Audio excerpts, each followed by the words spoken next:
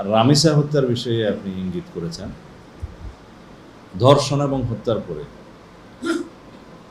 আসামিকে 7 ঘন্টার ভিতরে গ্রেফতার করতে আমরা সক্ষম হয়েছি। আদালতে স্বীকারোক্তিমূলক জবানবন্দি দিয়েছে সাথে সাথে একদিনের মধ্যেই। সেই 164 স্টেটমেন্টে তার সহযোগী অপরাধী হিসেবে তার স্ত্রীকেও, তার নামও আসছে, তাকেও গ্রেফতার করা হয়েছে। আমরা খুব দ্রুততার সাথে আদালতের অনুমতি নিয়ে ডিএনএ টেস্ট করিয়েছি। সেই টেস্ট 3 দিনের সময় লাগে, 3 দিনের মধ্যে সেটা সমাপ্ত হয়েছে। রিপোর্ট কালকে বিকেলে জমা হয়েছে। পোস্টমর্টম রিপোর্টটা আমরা হাতে পেয়েছি ইতিমধ্যেই। এগুলো সব একসাথে করে কম্পাইল করে চার্জশিট প্রণয়নের কাজটা কালকে রাতের মধ্যে সমাপ্ত হয়েছে। আজকে দিনে আদালতে সেটা সুপর্দ করা হবে, হয়তো ইতিমধ্যে হয়ে গেছে। এবং আদালত এর মধ্যে ছুটিতে যাবে, আপনারা অনেকে জানেন।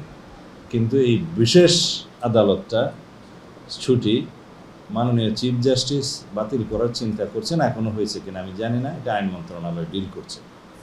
আমরা একজন স্পেশাল পিপি নিয়োগ করেছি শুধুমাত্র এই মামলাটার ডিল করার জন্য। সব কিছু বিবেচনায় আমরা আশা করছি যে আজকের মধ্যে তো চার্জশিট প্রদান করা হবেই, এবং খুব সম্ভবত 5 থেকে 7 দিনের ভিতরে এই বিচার কার্য সমাপ্ত হবে। এর চাইতে বেশি কিছু করার আমাদের পক্ষে এই মুহূর্তে আর বোধহয় সম্ভব না।